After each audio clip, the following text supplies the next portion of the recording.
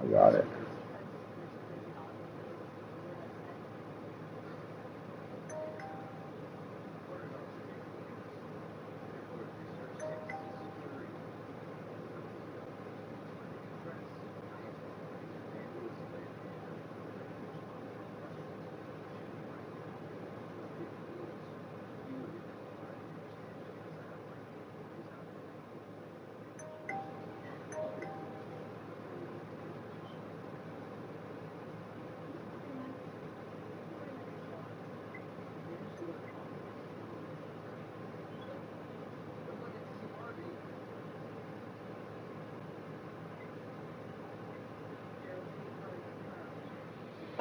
Two-step Texans.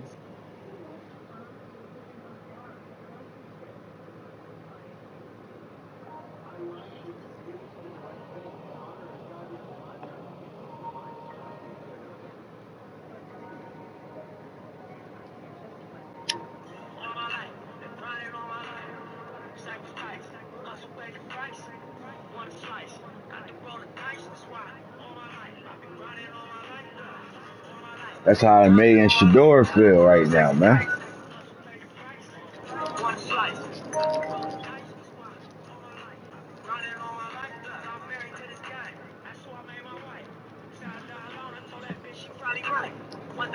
That shit crazy, man.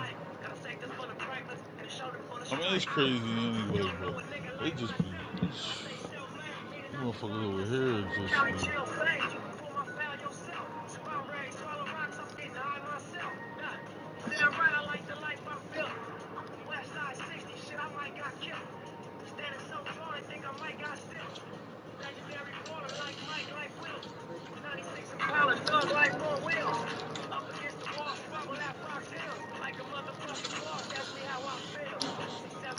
Real talk. Another real talk show, fellas. Breaking news right away. We go right to breaking news. First of all, as we getting acclimated and people coming on right now, we getting into the get to. We are in week 3 of season 7. Matthew Barry, start Will Levis if you must. This could be a tough game. Chiefs and Panthers. I'm fired up for this game. Okay.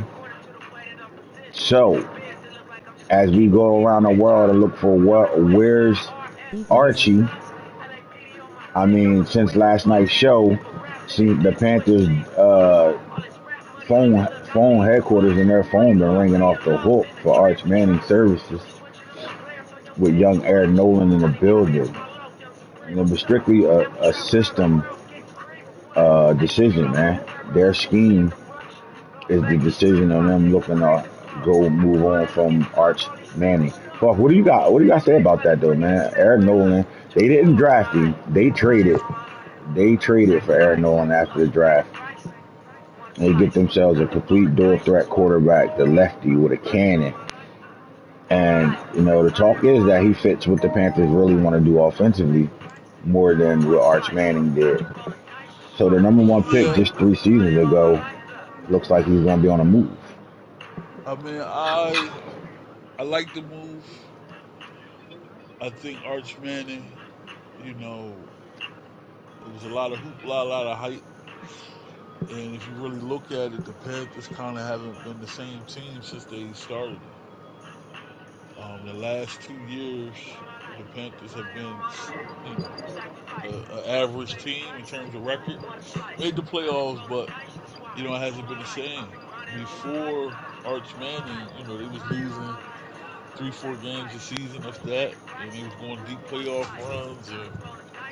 And I think year one it was just chalked up to he's a rookie, but then I think that sophomore slump, I think they just, not that he don't got it, but he don't got it for them, if that makes sense. And Right. they just lost confidence in it. And I think it's a good move. I think it's a good move. I think sometimes you just need a new start. The Panthers want to finish strong this disc, and I think they took a step back, even though they traded up to get him. They spent a lot of capital on him. I just don't think it was a fit, man. I think he really should have went and got Caleb Williams, because that fit more his style. Archie Manning just he's a gunslinger, man, and ain't that ain't their game. He needs somebody that can manage the game, make timely throws, RPO game. and Make get extra plays on the first downs move. for him.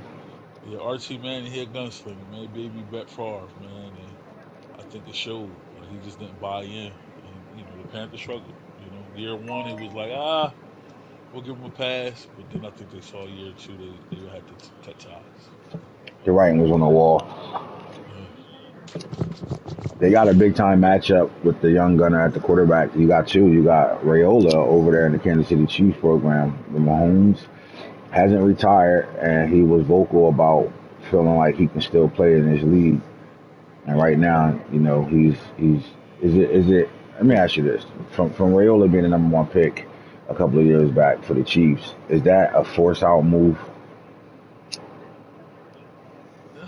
Yeah, unfortunately, it is, man. Something you don't want to see is something that the guy won 2 Super Bowls, um, and it's something you just don't want to see, man. You don't want to. You want to see a guy going out on his terms, and But when you draft a guy again, the year after Arch Manning, Rayola went number one. You know what I'm saying? Hmm. Like when you draft a guy number one, like a Shador, like a Arch Manning, like a Rayola, you gotta get him on the field, man.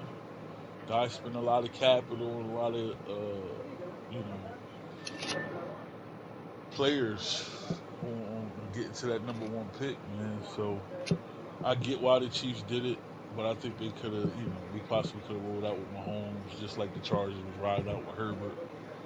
Um, but you gotta pay him. The GM, he's pushing the coach to play him. So I get it. I think Mahomes is not done yet, though. I think somebody may come in and offer him something to let him play some more.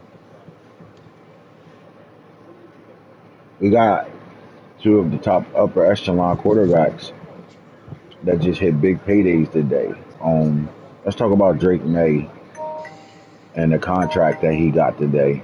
And just an hour later, Shador Sanders signed his contract that will keep them in their respective cities for the remainder of their pretty much career. So Drake May won a Super Bowl, has turned your team into something different. What would you say has been his best attribute as a Detroit Lion? His ability just to lead, man. The lead with his play, lead with his direction for the receivers. He's a leader. Um, and they him and Shador got the same agent, and they wanted to do this together on the same day. Hmm. And they turning up right now. They at the 40-40, popping ace of spades, and but they both earned it, man. They the face of the league. Sorry, Patrick Mahomes, but these guys are. I think Richards was vying for that third spot, but we seen the coach, after the boneheaded call and the Super Bowl and being 0-3 retire, and we just don't know where Richards is going to go after that. Um, but Shador and May, man, they the present and the future. So I was happy to see them get the bag, and great expect great things from both of them. Their agent said 7 years, 357 for Drake, 7 years, 355 for Shador. Being the agent of both those players, man, he's out celebrating too. Almost $1 billion. Jesus Christ, 347 billion. Mm-mm-mm. What does it mean for the Houston Texans to secure Shador's contract with no hesitation? Or what does that do for that program? Oh, it's huge. It's consistency. It's a steady hand at the QB spot, and guy like Shador, those guys don't come around often. And when you got it, you got to pay them and just try to strike gold. While it's hot. You know, and I think for the Texans, man, they've been knocking on the door, knocking on the door. They've been to the Super Bowl, knocking on the door. And once they break through with that roster, you know, it's really the Texans and the AFC. I mean, Rayola might have something to say about it, but it's really the Texans and the AFC and the Lions and the NFC that have positioned themselves to really make a run at it. I'm talking about a 2 3 year stretch where it's just dominance.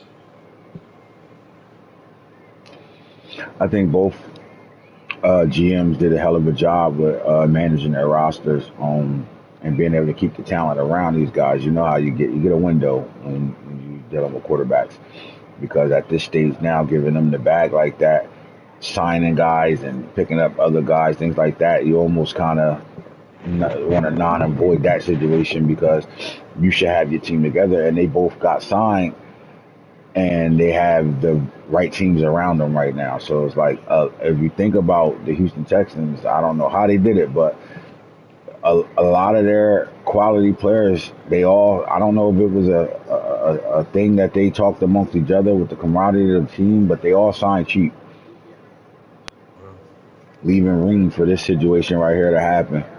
Um, and then you got Galvatron who's coming up, and he's not even asking for a lot. Um, how was it in the building for Drake May? Was the team super excited that he was able to, pull in this type of contract? yeah, yeah, extremely excited, man. They seen he earned it, man. I mean, two MVPs, right? Two MVPs, um, Super Bowl champion.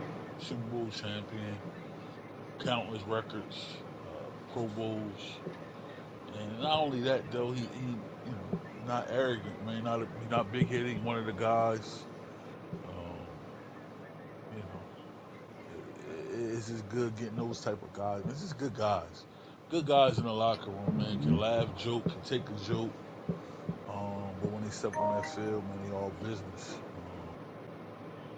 And I think we're going into an era now of the young gunners is now becoming the gunners. Period. They ain't Mm-hmm. young no more. They just becoming that gun, even though they're 25, 26. It's their league now, man. Especially with Mahomes getting benched and some guys kind of fading out. But yeah, excited, man. Excited to see him. Through the first 2 weeks of football, we got top performer Drake May sitting at 78 completion percentage with 13, 23, and 22 touchdowns. Do you feel like it's just one of his best starts of his career? It's up there. I would say the year he threw 105 touchdowns might have been a better start. Even though right now he's got gaudy numbers, but I think that year it was just more. It looked better, if that makes sense. This year I think was just he locked in, but where our team is built. Then that his second year the team wasn't fully built. You know what I mean? Mm-hmm. I guess like he's supposed to do this now. Whereas year two, we still had guys on normal and star. Now, you look at the Russian leaders right now. Sean Tucker's still on top of the Russian stats right now with 442 rushing yards, 4 touchdowns. But you got B. John Robinson and Kenneth Walker coming from out of the same division at 2 and 3 with 390, 297, 3 touchdowns, 5 touchdowns apiece from these guys, right? And then you get to the receiver game right now. You just came out of the game with the Washington Commanders, and you got to see up close and personal Javon Antonio. Is he as advertised? Man, he top three receiver in the league. And with that Top being three. said, Jameson Williams made a statement, just broke every record known to man in a single game. Um, Talk to me just a little bit about the feeling of that game for him to have the numbers he had that I'm gonna show in a second, but for him to go crazy that way, what does that say about him? And then what type of zone was him and the quarterback in for the type of game he had to happen? One is Jameson Williams. I think everybody would say he's a top 5 to 8 receiver in the league, right? But he shares the ball, with a 1,000 yard rusher, 1,000 yard receiver at running back. He shares it with a 1,300 yard tight end. He shares it with a 1,500 yard receiver in Brown. He shares it with a 1,300 yard receiver in Wideman. Like, some guys don't. This guy plays with four other 1,000 yard receivers. You know what I'm saying? Like, Yeah. and he still might get 2K, but it's not a 2,000 where it's just like, oh my god, it kind of just blends in with what everybody else doing. So I think he wanted to show today because of all the hype off of Antonio and what he did in the postseason that he's an upper echelon, top five, if not top three receiver in the league. Um, because he's quiet, man. He don't do much. He come play. He come play, go home. He ain't on TikTok. He ain't on the Instagram. He do his job and go home. Um, but I think this game he took it as a challenge because they were talking about Antonio is better than him, and he said meet me at the 50, and you see it, man. 27 catches later, 640 yards, 12 touchdowns. I mean, he had 6 touchdowns at half, so that just show you he was locked in. Drake May said, "I'm gonna get my guy the ball," and the coaches moved him around, put him in situations. This wasn't just launch pad. Ooh babies, this was route running. I think he might have caught a pass on every side of the field, every location on the field. Um, and he had a heck of a day, man. Hall of Let's not Famer. let's not slide past the fact that you said he caught 27 catches in this ball game. Yes, 27 catches, 637, 12 touchdowns. 12 touchdowns. So in week one he had two. 12 touchdowns in week two. Jameson Williams is off to a start. 763 yards in 2 games, 30 catches. 27 of those catches and 600 plus of those yards came in 1 game. I mean, I think that's beyond locked in. That's Dick Ryan. I mean, Dick I mean, I Ryan. mean, I mean, you can call it Dick Ryan, That's but a that's a statement, man. You trying to make a statement here? What's the statement, man? Like I think he like the just. fact that they've been talking about Antonio that much puts you in that type of zone. Like, I mean, at halftime you had 6 receiving touchdowns, and what made you, go for the gusto to better shatter the record? Just again, just realizing like at halftime, Drake May and him talking, and they was, and everybody was just like, nah, JW, you the man. You don't bitch, you don't complain. Go be great today.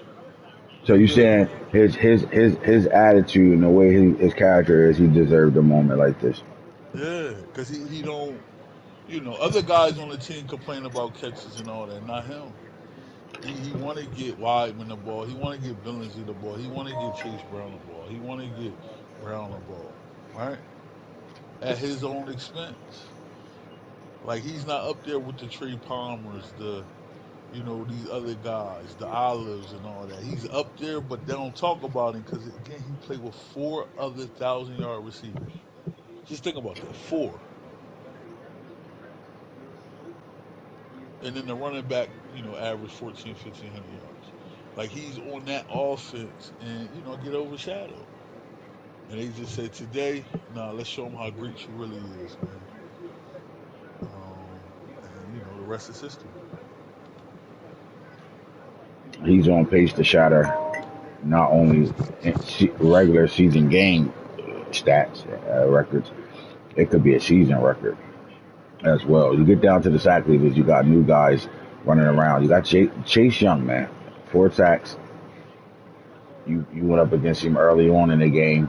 You guys had to call timeout and make it a line adjustment because of the veterans that the Washington Commanders bring to the table coming off the edge. Chase Young is part of that. Jack Sawyer is another one of those guys that's getting to the quarterback. He got to him 4 times. So we tie right now in 2 games with Jarrett Verse, Jack Sawyer, Chase Young. We got names outside of Chase Young. I would say Jack Sawyer is up and down on the list a lot. But Jared Verse being up here for the first time, this was a blue chipper coming out of college. This is a guy that we expected to really dominate. And it took a coaching change for this guy to finally, start off the way he's starting off in 2 games as the sack leader right now. How significant is that? A coach change, schematics change, and guys that were on the team not doing the things that they, capable of doing are doing it now when they get a scheme change. How significant is that for you? Yeah. I mean, I think it's going. Hold on. Can you say that last part? I'm sorry. Just Say the that last scheme, part. the fact that Jared Verse was a blue chipper coming out of college, he was a high edge rusher. Really never got it going, but now that he got a new coach and a scheme change, he's getting it going. So I'm asking you how significant it is for players of his caliber to, he's on the same team, but now he's playing at a higher level. Now is it the scheme change? Yeah. Yeah. With that situation, I think it was the scheme change to really unlock him. Anytime a guy's a high pick and they don't come right out of the gate, doing what they need to do or projected to do to be able to readjust and change course to get production, I think is big. It's huge. With the new coaching changes we had going on in the league, we had 3 new coaches enter the league. Um, what when you look at the NFC as 2 coaches out of the 3 joined the NFC, but when you look at the NFC, when it comes down to going through the regular season and getting back to the postseason, which teams you feel like will rise to the top, or will it be the same group of guys rising to the top? But like, how do you feel about the NFC at now, and going forward and chasing the Super Bowl? Well, the ascension of the Commanders, I think they are one of the teams to be reckoned with.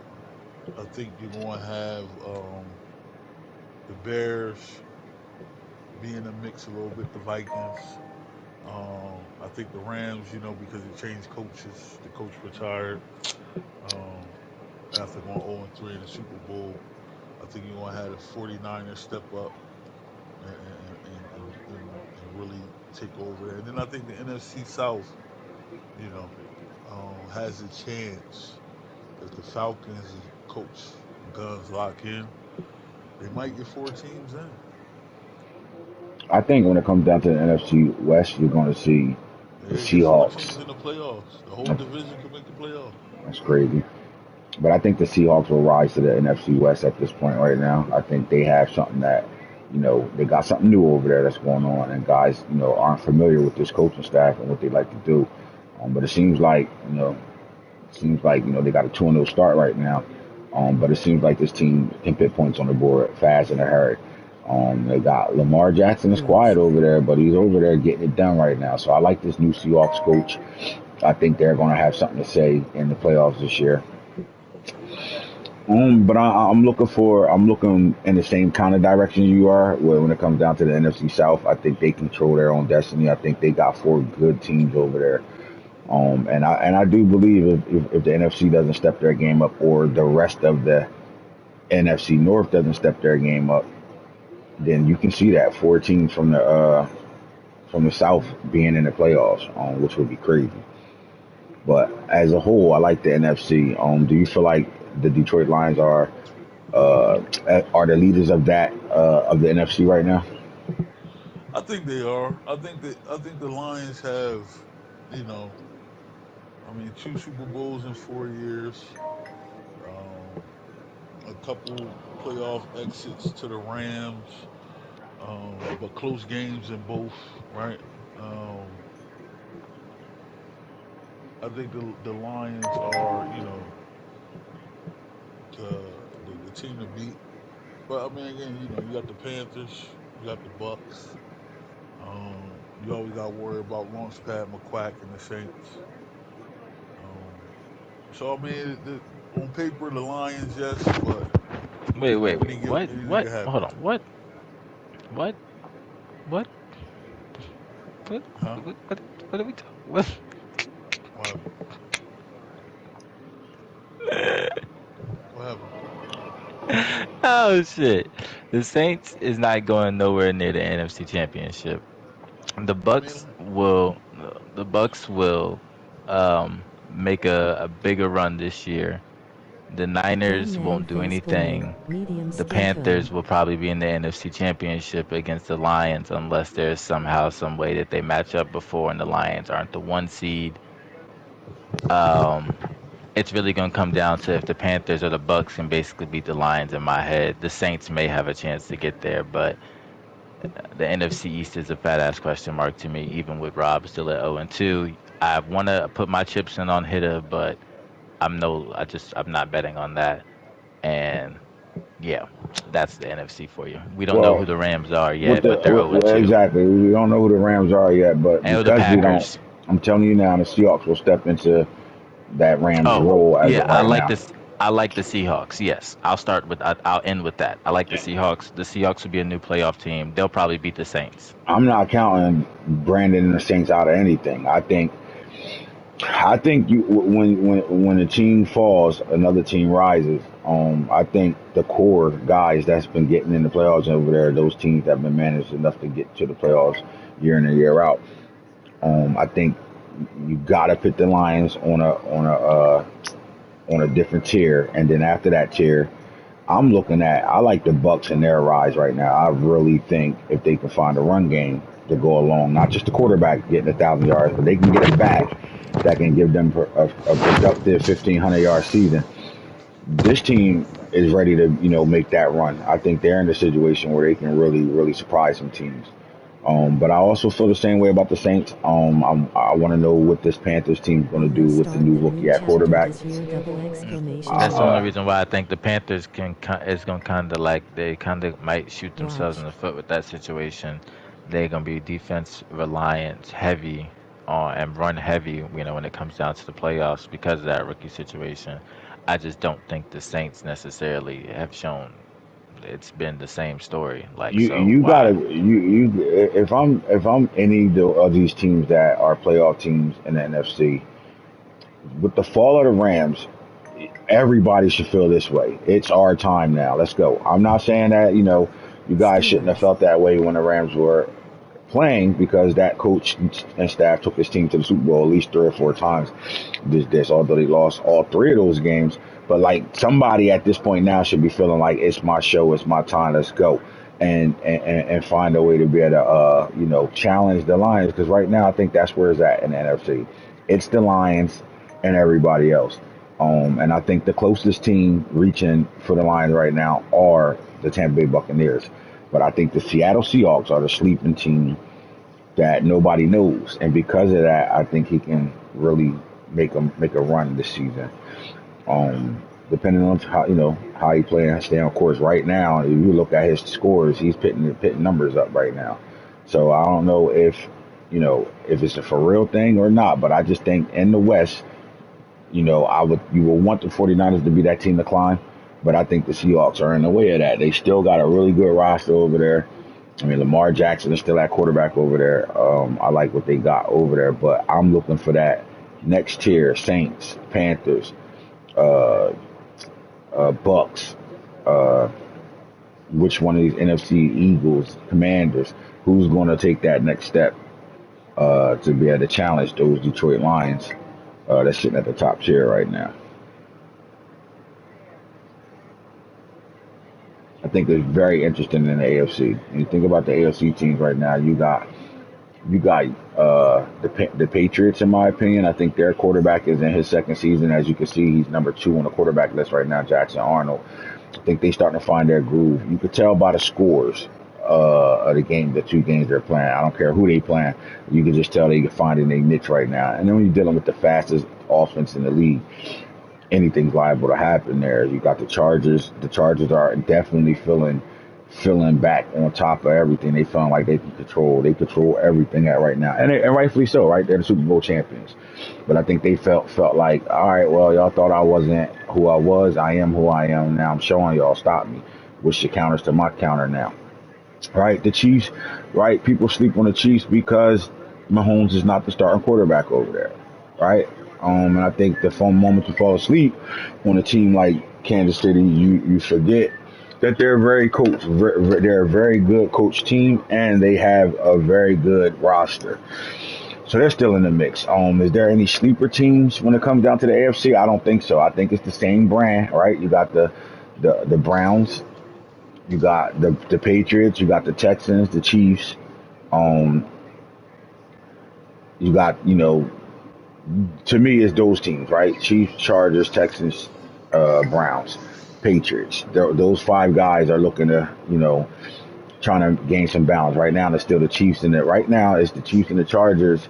They own the AFC at this point right now, right? And you got the Patriots, the Browns, and the Texans all clawing at that. So I think it's a little bit more challenging in the AFC. Not saying that the AFC is better than the NFC.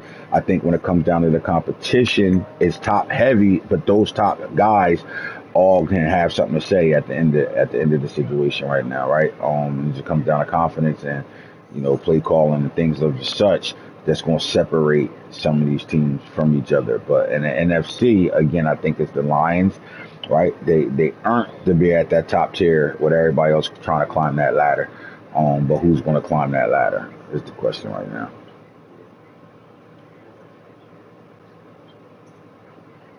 This season can be very special. Listen, anytime controversy happens, anytime things happen, we got new coaching changes, things of the such.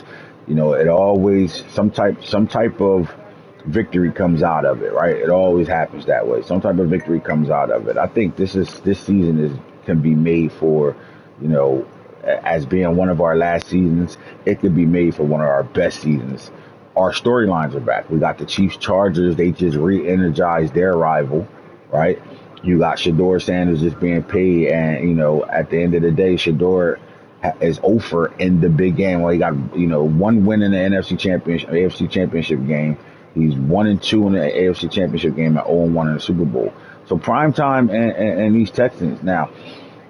The Texans have came from the bottom barrel of rosters to one of the best rosters in the league, one of the youngest rosters in the league, and it feel like so long ago we was able to say we were the youngest team. If you look at the roster makeup right now, it's still the youngest roster in the league, and these guys are only 3 and 4 year experienced guys as their core, so they still are growing and still have to prove themselves, but Shador, I think now the lens on him is not shaded at all. It's straight.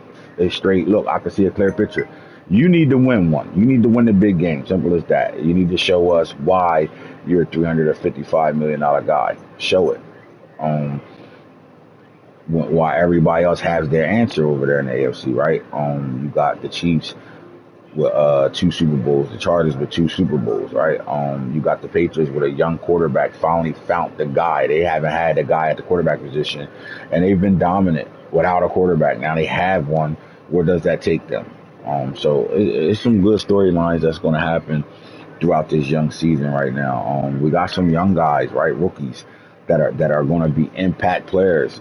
We saw rookie quarterback get to the NFC Championship game last year. We saw another rookie quarterback, make it to the playoffs last year. We saw a lot of things happen. We saw the rookie running back dominate the entire playoff all the way up until winning the Super Bowl. So, who's the next young rookie that's going to turn heads right now? And when we're 7 seasons in, where most guys ain't even going to look to play a rookie just because overall wise they're not even better than your backups at this point now. So who's going to step? What guy is going to see the field and help their team extend? Right, in a direction that none of us are seeing happen until it happens. A lot of different storylines right now, man. When we talked about running backs that came out in the draft. We have some really good running backs that are starting at this point right now. We didn't get into the receiver room, but Max, let me ask you this: sitting through that draft and watching the receivers go off the board, was there a different feel about the receiver group that came out this year? Um, yeah, I would say there was the speed was up there a little. And then you definitely had some anomalies, 6'6", 6'5", 6'7". Um, all different types of receivers, 5'9". Like it was a wide spread of receivers. It was a good class for receivers, I think. Yeah, bro. I like the receiver room. And again, when you 7 seasons in, your rookies start to come out a little higher in the overall, which gives them an opportunity to see the field. But we have speed everywhere, and rightfully so. Um, as we go through the rookie catalog right now, um, I'm looking for the number one receiver on the board. I'll find him. Here we go. Ryan Wingo. He found his way to Green Bay as the number one receiver on the board. He found his way to Green Bay. Do we feel like he comes right in for Green Bay and becomes the man over there, or is it still the Christian Watson show? 7 catches, 146 yards, and a I would touchdown. say he should be the starter. Christian Watson could be. They could do Christian Watson 1, Wingo 2. He definitely needs to start though. I mean, when it comes down to speed, a lot of guys got some speed. How do you think about Ryan Pillum, the Colorado prospect that's in Philadelphia right now? What does he do in that receiving room? Is he a guy that garners play time right away, or the Eagles? I mean, they gave him 7 catches, 128 yards thus far. So, is this a guy that we're going to see down the stretch? Uh, continue making plays for the Philadelphia Eagles. Not the Eagles. And how do Asad Wasim get involved for the Detroit Lions when they already got 4 and 5 guys touching 1,000 yards every year? What does the rookie do? Is he going to be a special teams guy? Does he see the field at all? These are the type of talent that it's guys in this league that can use these guys right now that won't really pretty much see the field. You got Zakara Lewis. I mean, we're looking at Colorado. If you go all the way back up top, you got Jacob Page, another Colorado guy, right? It was a whole bunch of Colorado guys that came out this draft. But Tez Johnson, I mean, the Bears, that they finally got them a guy that can completely stretch the field with 98 speed, 97 excel. How do they implement that into their heavy run game system, right? They also brought in Joshua Trader, 6'1", 94 speed, 96 excel. The Titans do it again. They go get Perry Thompson, 6'3", at 217 out of Alabama. They also picked up Jaden Greathouse from Notre Dame, 95 speed. Um, the Panthers picked up a 6'6" receiver. You picked up a 6'7" guy that can play tight end or receiver. Where do these receivers make their mark at for the teams they went to?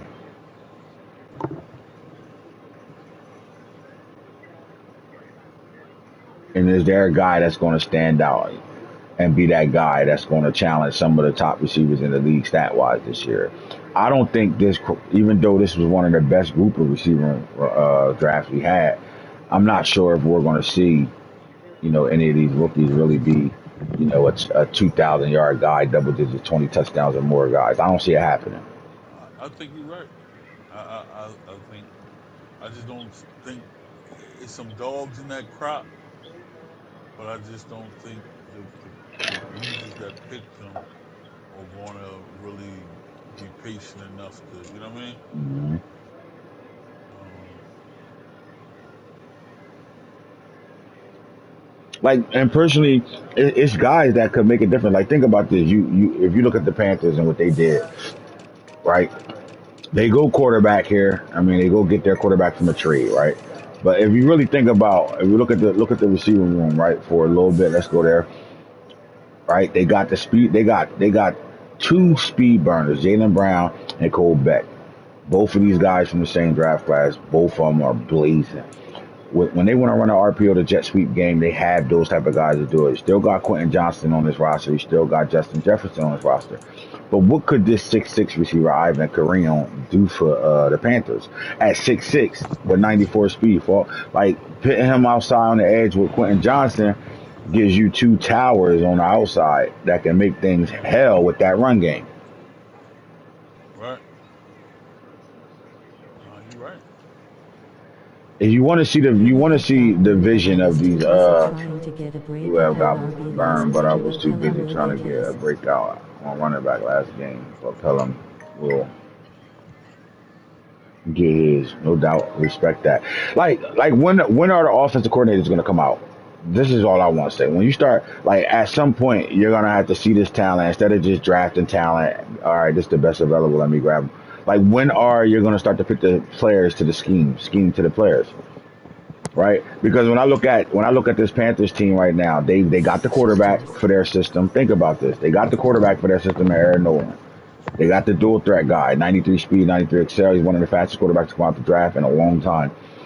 Right? They got a guy that can make the throws. Right? They got the best running back in the league in Sean Tucker. And then now you look at that receiver room and tight end room. They are loaded there. When is the scheme and the player is going to gel? And we start to see it. Right? I mean, this Um, is really up. We I got a really think rookie with the Panthers receiver right that will now, make it noise goes by into end of the year. offensive coordinator. yeah. That. They're in their way. They're play calling and they're in their way. Mm-hmm. They have the team. They have the dogs. It's time to produce. Bottom line. And that's what I'm getting at. Like when we gonna start seeing, like, I don't care about the players. You guys all have great rosters now, and you guys have multiple players at positions that Vikings. you can dominate with. But when are you gonna pick the scheme to the players that you're picking up? Like when are you gonna be a guy that can do? You don't have to do what the Lions do, right? 5 receivers touch 1,000 yards, whether it's the running back and 4 receivers, or running back, 3 receivers and a tight end. But like, when is the scheme going to match up to the talent you have? Talent match up to the scheme you have, which will produce wins for you. Who's gonna go in the kitchen and cook? Like who's in practice mode, understanding the talent they got, and then trying to get it together, putting something together to develop that talent and put it on the field. Or you just a guy that, not for nothing, you draft a receiver, have him go crazy, forget about him because you drafted another one. Like when Well, is it all gonna come together? can I add this to it? I don't think. I think guys are just drafting to draft. I don't think guys are drafting based on their style and how they play, and I think that's the problem. I think that's why you're not seeing the production you should see for some of these dogs because guys are they're drafting dog receivers, but they run a West Coast offense, and they really should be vertical. Or Right. guys run the ball, and you know what I'm saying? Or Mm-hmm. they throw the ball, but they drafting Bijan Robinson type running backs. Like they're just drafting guys because they got the numbers and Mm-hmm. it looks good, but they're not really drafting on how they play. You feel me? Like Right. Rob should have all Julian Elements type receivers, but he don't. He got like you know what I mean? Like Mm-hmm. he don't he's not drafting to his needs. He's just drafting the best available, and I think that's why you're not seeing it mesh, man. Like guys that go get they run a 3-4, right? But then go get a dog outside linebacker, but then don't rush him, right? That put their hand in the dirt, or what I mean? Like they just not using their talent. They run nickel, but they got 4 great corners, and you should be playing dime or dollar. You know what I'm saying? Like, Mm-hmm. it's that type of shit like that people aren't doing, and really that's not why people not winning because they're not playing to their scheme. They're playing to just get the best guy available. I You have know, missed 2 drafts I in a think that's row, the but I issue right get it and now. respect it. And these dogs are going to graveyards. Yeah, I think this should be at this point when your rosters get to this level to enjoy a draft. You need to have a vision on who you picking. And if you're picking a guy or you picking guys, you better find a way to make them guys a part of what you got going on. Whether it's starting them and getting rid of old guys, like even if you can't find a way to get touches to everybody, and it's not easy to play a game, and I do it a lot where I forget to even sub guys in. So I get it, but like this season, I'm looking for offense. I'm looking for guys with these rosters to show their talent and find a way to mesh what you want to do with what you have on your roster. Um, and I think it'll work wonders for guys. I think guys, get in the kitchen, cook it up, figure out some things, right? And dial some things up. I think you'll see great results when doing it. Because there's some dogs. This roster had nothing but dogs all over it. I mean, this draft had nothing but dogs in it. And then you got to think about it. If you know my system, you know the later we get in the league, the higher overall these guys are going to come out. Because, like, for example, if you look at Snake's roster, his number one receiver 99, his second receiver 99, his third receiver 92, his fourth for 91. But he drafted at 88.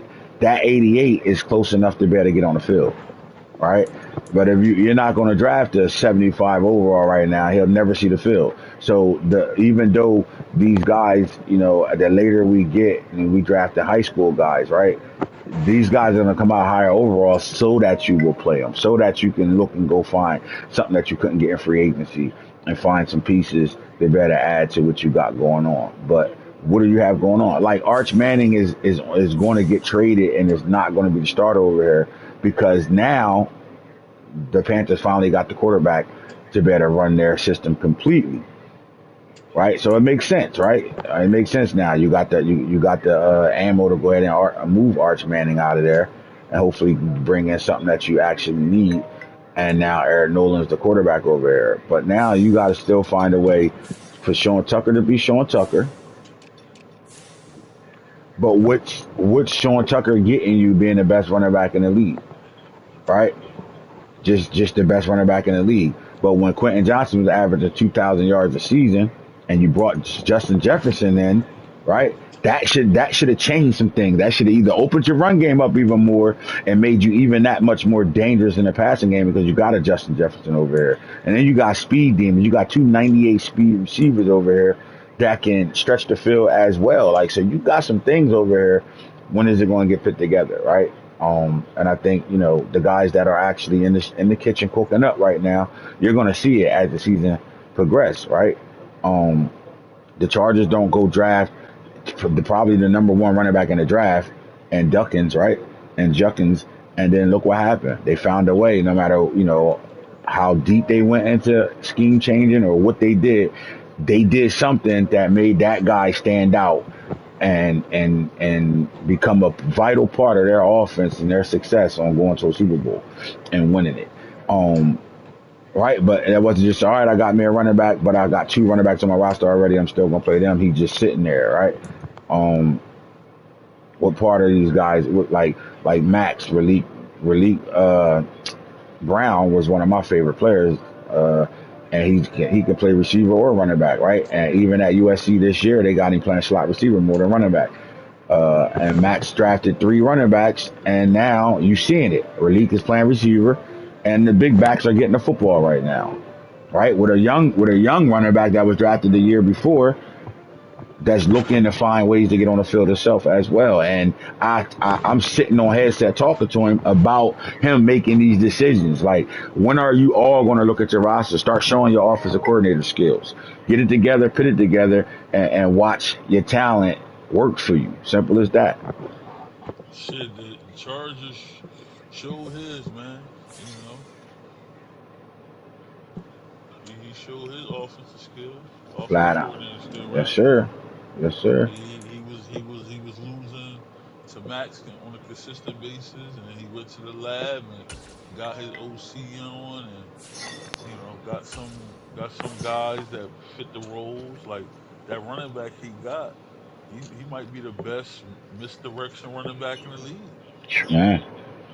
Not only He's that, effective. Falk, what he did was not only did he present us a running back that now you have to pay attention to, it made that offensive line look that much better. Like, it was almost like that line was hidden because they were one dimensional. They were checking down and throwing short routes all game long and beating, not for nothing, up and down the field with it. And without having to have a 100-yard rusher, they up and down the field with it. Then they unlocked the misdirection and counter game. Now, it's not something that they, oh my God, the Chargers just they just found something brand new. No, the Panthers has been the counter team all year, all this, and dominated with it. And we literally watching guys take it, but then look what the Chargers did. Not only did they add counters to it, misdirections and things that start one way, go the other way. It's different, right? Now what it did was it unlocked his offensive potential and put him in a situation where he's damn near not getting stopped on drives right now. And his last 3 to 4 games, it's hard to stop them from driving up and down the field on you. Um, Again, and then what's going to be the counter to the counters, right? You know, Max is in the kitchen cooking up something to stop that run game again, right? And then he's going to have to counter off of that, right? I'm out here with an entire like, listen, bro. Big things Fuck, you coming seen up the work. around the Pats this season. Smiling face with horns. You seen the work. You know what type of shit I be on. Yeah. You know the type of shit I've been on. Like, so like, at the end of the day, I reinvent wheels. Period. Right. And the talent that's on my roster, you'll see it. You'll see it all play its part and do the things I need them to do to be where I need to be at. Simple as that. But you gotta be able to get in the kitchen and cook it up. The Commanders didn't get to the NFC Championship game because by chance. They got there because they hit y'all with a heavy run game, and they took the launch pad game and a heavy run game and got themselves to an NFC Championship game because you couldn't stop them from running the ball. His quarterback is not throwing interceptions, and the chances of them having momentum on drives went up 1,000,000%, and it was hard to stop. Simple as that, right? What did the Bucks became special when their quarterback rushed 4,000 yards? It's that simple. Why? It unlocked a part of their offense. I'm telling you right now, when I played the Bucks last year, I mean, he ran two of my favorite plays when I got Lamar Jackson, and I didn't even see it coming, and it was just fucking like, oh God, wow. And that was part of an extension. And look, you can see it in his play. He's scoring points. Simple as that. He's scoring points. You can't shut down an offense that can go to multiple things and adjust on the fly at all. You just can't, right? You need Madden to help you.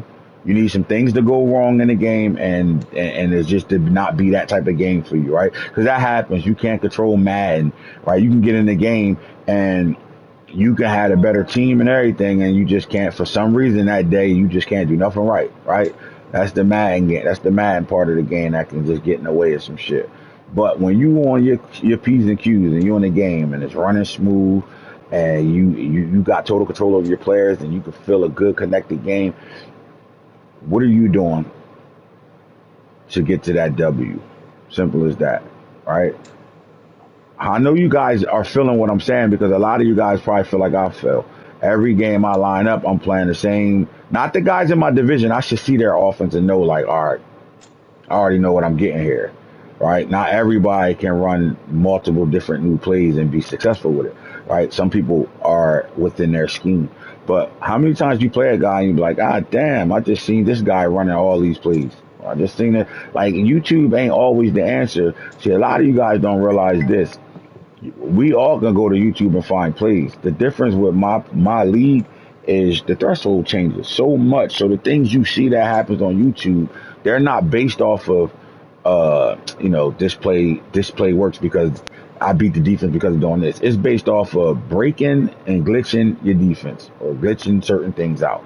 But guys develop so fast in my league, right? And we change thresholds so quick in this league that those YouTube plays ain't working. When are you going to take that YouTube play and see why it's working and design your own shit off of it or with it or even add something to it than just to drag or to come back on the outside? So to send a streak and a post on the same side, come back over here.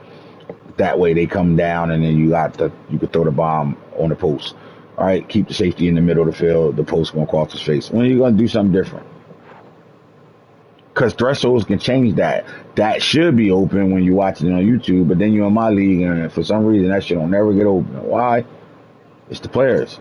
So what do you do to make it get open? Well, it ain't getting open because, the speed and threshold of the guy that's back there is stopping that. So what if I put him on a dig instead of the comeback? Put the backside receiver on a dig with that same setup. What happens? Right? Just little shit like that instead of the slant drag, right? Instead of this, little things like that. But like, I got to get in the lab, cook it up, or you will get bored in games. Like, I come out of games where I just get bored of playing guys. Like, the fuck, bro? Same shit over and over and over and over and over again. You got guys that'll lure you to sleep with the same play calling and then make one adjustment and then go on a run you ain't gonna better do nothing about. Simple as that. Week 3, we got the Eagles and the Bengals, man. I'm looking forward to this game. I think both teams don't have a win right now. We have the new coach, Roger Nor. I don't know if that's No Rabbit or Roger underscore Nor Rabbit. And yep, No Rabbit. Whatever. Got a new team. He's in here. Let's see what goes on. The Eagles need to win in the worst way. They can't start the season off 0-3, in my opinion. The Raiders started hot in their game week 1 donut over the Jets. But since then, they've been getting scraped a little bit themselves. Raiders Falcons game. I like this game. Got the new running back over there. They call him Baby Blur. And see how that shit goes with that. But the Raiders Falcons, both of them got a heavy run game. Let's see what happens over there. Bryce Young and then young Aiden Childs at the quarterback position. Giants Jaguars. Mark and the Giants, man. Line up. I think the Giants need to take full advantage of this game and get themselves on the W side. Vikings Cowboys. This is a big game. I like this. You got 2 young quarterbacks from the same draft class ready to shoot it out, see what goes on. Both of them got big backs in their backfield. Both of them got strong defense. I would love to see what happens in the Cowboys-Vikings matchup. Lions Colts, man. The Lions are on fire right now. They just did something offensively that, not too many people have done. Harold, load up. But you got a matchup here where I think Harold comes in this game and learns some things. Packers Titans. It ain't the same Packers, coach. Got a different feel going on right now. Who are the Packers? Who is Ty and this coach Packers team? They are loaded over there. They got a really good roster. And the Titans, I think they're looking to get back on a winning streak right now. They are 1-2. So I think they're looking to get back at it right now. Packers, Titans. I like that matchup. Dolphins, Steelers. I want to know how much Bo has learned from his previous seasons to be able to put himself in a situation where he can, play a better game and make a game close with the Dolphins. Dolphins also got a lot to prove right now. They have been so quiet. I think now that they're under the radar team, they should do their most work in the dark. Simple as that, because they should be a playoff team. Commanders, Ravens. Commanders just came off a big time loss, so I think they want to get back right now. I think they are the better football team right this second. I think they're the coach better, and they got a receiver that's unstoppable over there. But they got to get back to Seven McGee running the football. Texans, Broncos. Does Shador get around a blitz? Because the Broncos are going to send it all game long. They are a blitzing team. They blitz 99% of the game. How does Shador? I think this is going to be a good practice game for Shador and the Texans to be able to, move under pressure and see what they can do offensively, especially with their new system that's in play right now. How does it work when you got guys blitzing? Like, think about Falk, what I showed you with the new system. What happens if they showing a blitz all game long? What can happen if things are ran right? Rams, Cardinals. The new Rams coach is 0-2. He's still getting a feel for his team. And then, the Cardinals, this is a good matchup right here. This is going to show, if I'm the Cardinals, I don't want a new guy coming in the league and beating us. Simple as that. Patriots, I think they cooking something up right now. Right? I don't think they scored 100 points because of the Terrell Burgers. I think they scored 100 points because they got a good feel of what they want to do now offensively because they got the pieces to do it. Simple as that. And speed kills. Love this matchup right now because now you got the Browns and young Tymon is a dog. So you got 2 guys that's going to go up with some speed. Guys going to go up and go make plays in this ball game. Who's going to come out on top? I don't know, but I can't wait to watch that game. Bears Seahawks. This is a big game for McCoy. McCoy got to shut this new Seahawks user down because right now he's dominating 2-0. I think McCoy goes in here and get a feel of this game and goes in to try to get a win in the 12th man. 49ers Chargers. This is a family affair. Right, you got a guy that's going to run the fuck out of the football, and his brother who learned how to run the football, and he's going to run the football. But who's going to win the ball game? Like, can their styles coexist? Knowing that the younger brother has learned a lot from the older brother, is just a Harbaugh matchup, right? The Harbaugh brothers matchups. Is that what we're getting here? Panthers Chiefs. This game, to me, is a big game. It should be a game that's on display, a game that we should want to watch, figure out what's going on. We got 2 young quarterbacks going up against each other right now. And the shift of teams right now, what's going on? The new Chiefs are very young. They got they had a hell of a draft in the 26 draft class. They hit on 7 superstars in that draft. They're on the field now. What's going to happen when you make the change at quarterback the way they did? You're also making changes at other key positions right now. So they're actually in a rebuild stage in a sense, along with the Panthers starting over at the quarterback position again. How does that go? Bucks Saints, family affair. This is another one of those games where it's going to be a high scoring game. Usually the Saints come on top with this though, but is the Bucks ready to show the Saints, all right, buddy, is the reason why I do a little bit more with the launch pad than you. Not the launch pad, my bad, no disrespect. It's a little bit is the reason why I do a little bit more with the form throwing than you. Bills, Jets, the Mud Bowl. We'll figure it out. With that being said, man, lock in, get these games knocked out, and don't forget we're gonna have the Super Bowl champ interview tomorrow. With that being said, and hits the franchise guru. Harold, load up. Holla at you. Yeah.